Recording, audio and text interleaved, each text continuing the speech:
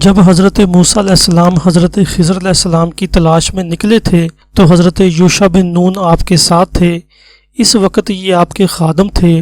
حضرت ہارون علیہ السلام کی وفات کے بعد آپ حضرت موسیٰ علیہ السلام کے خلیفہ مقرر ہوئے۔ اللہ تعالیٰ نے حضرت موسیٰ علیہ السلام کی زندگی میں ان پر ظاہر کر دیا تھا کہ یوشع میرا خاص بندہ ہے اور بنی اسرائیل کے نوجوان اسی کی قیادت میں کنعان اور بیت المقدس کو مشرکین سے پاک کریں گے۔ آپ حضرت یوسف علیہ السلام کے پڑپوتے تھے، گویا آپ بھی بنی اسرائیل سے ہیں۔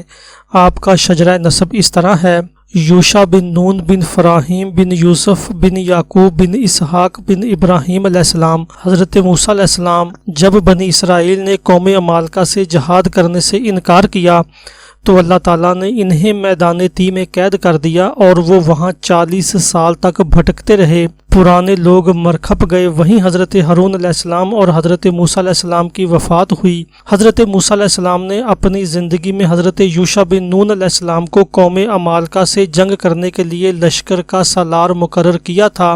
40 سال کی مدت پوری ہونے کے بعد اللہ تعالیٰ نے یوشع علیہ السلام کو حکم دیا کہ بنی اسرائیل کو لے کر قوم عمالقہ سے جنگ کریں اور بیت المقدس کو فتح کریں۔ آپ نے بنی اسرائیل کو بتایا کہ اللہ تعالیٰ نے انہیں حکم دیا ہے۔ آپ کی آواز پر لوگ جنگ کے لیے تیار ہو گئے۔ وادی تی سے نکل کر قوم عمالقہ کے مقابلہ میں ڈٹ گئے۔ بنی اسرائیل نے زبردست مقابلہ کیا، دشمن کو شکست کا سامنا کرنا پڑا۔ یہ حضرات آگے بڑھتے چلے گئے، کامیابی ان کے قدم چومتی چلی گئی۔ اس طرح بنی اسرائیل اس سرزمین پر قابض ہو گئے۔ بیت المقدس ان کا پرانا وطن تھا۔ قوم عمالقہ نے اس پر قبضہ کر لیا تھا، لہٰذا اس کامیابی پر انہیں بہت خوشی ہوئی۔ اب اور انعام اللہ نے ان پر یہ کیا کہ ان کے ساتھ ایک صندوق تھا۔ اس صندوق کو صندوق سکینہ کہا جاتا ہے۔ یہ صندوق بھی اس جنگ میں ساتھ تھا۔ اس صندوق کے بارے میں تفاسیر کی کتابوں میں لکھا ہے کہ یہ بنی اسرائیل کا اہم ترین ورثہ تھا۔ اس میں تورات کا اصل نسخہ موجود تھا، انبیاء کرام کے تبرکات تھے۔ اسرائیلی اسے انتہائی برکت کی چیز سمجھتے تھے، سفر میں اور جنگ میں اسے اپنے ساتھ رکھتے تھے۔ اسی طرح اس کے بارے میں یہ بھی لکھا ہے کہ جب بنی اسرائیل جنگ کے لیے تیار ہوئے تو اللہ تعالیٰ کے حکم سے پرانے زمانے کا صندوق یعنی تابوت سکینہ ان کے ساتھ تھا۔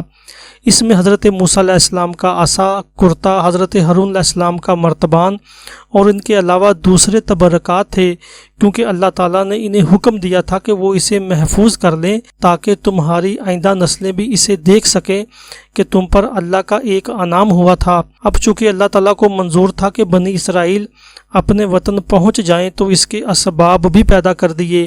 حضرت موسیٰ علیہ السلام کی وفات کی وجہ سے جو کام ناتمام رہ گیا تھا وہ حضرت یوشع بن نون علیہ السلام نے مکمل کیا۔ نہ صرف یہ کہ بیت المقدس واپس ملا بلکہ کنعان کا پورا علاقہ بھی واپس مل گیا۔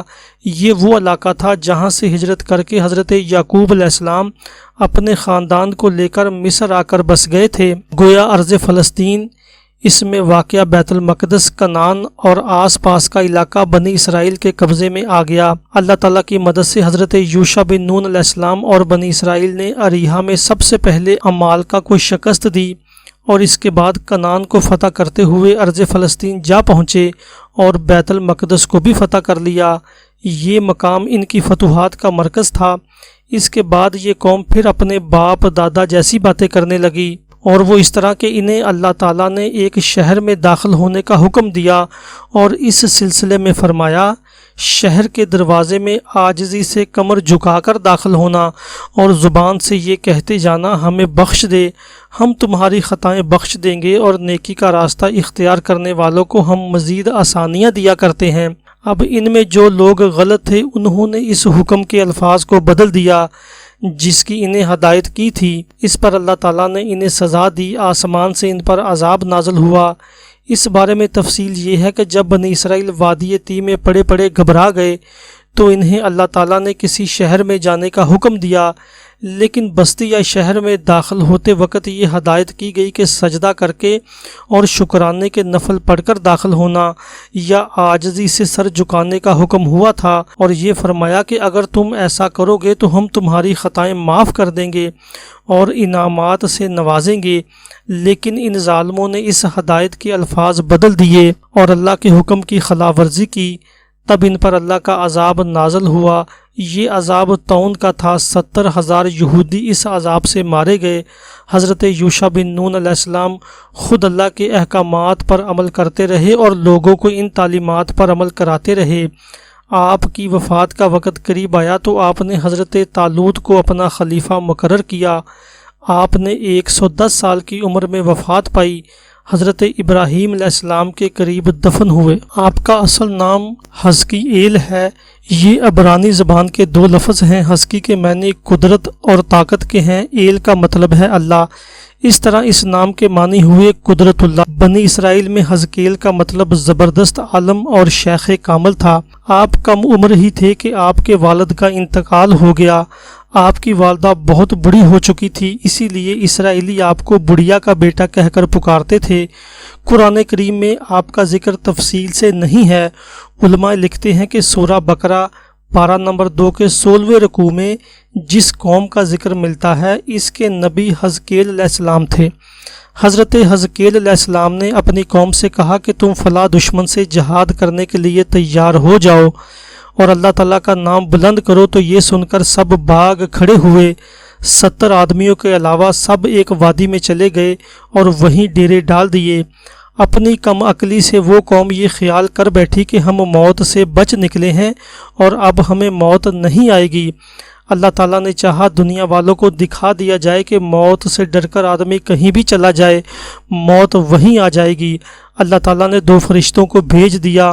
انہوں نے اس میدان میں ٹھہرے ہوئے ان لوگوں پر ایسی چیخ ماری کہ اس کی ہیبت سے اسی وقت سب مردہ ہو کر ڈھیر ہو گئے، ان میں سے کوئی ایک بھی نہ بچا۔ آس پاس رہنے والوں کو جب اس دردناک واقعے کی اطلاع ملی تو وہ وہاں پہنچے۔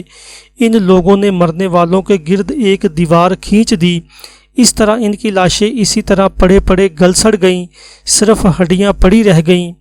کافی مدت بعد حضرت حزقیኤل علیہ السلام کا گزر اس طرف سے ہوا تو آپ نے دعا فرمائی، یا اللہ انہیں پھر زندہ کر دے۔ اللہ تعالیٰ نے آپ کی دعا قبول فرمائی اور انہیں زندہ کر دیا۔ حضرت حزقیኤل علیہ السلام کے تذکرہ میں 3 باتیں معلوم ہوئیں۔ ایک یہ کہ موت سے انسان بھاگ نہیں سکتا، دوسرے یہ کہ جہاد سے منہ موڑنے پر اللہ کا عذاب آتا ہے، اور تیسری بات یہ معلوم ہوئی کہ مر جانے کے بعد دوبارہ زندہ کر دینا اللہ تعالیٰ کے لیے کچھ بھی مشکل نہیں۔ جب انسان کا وجود نہیں تھا تو اس وقت بھی تو اللہ تعالیٰ نے زندگی دی تھی۔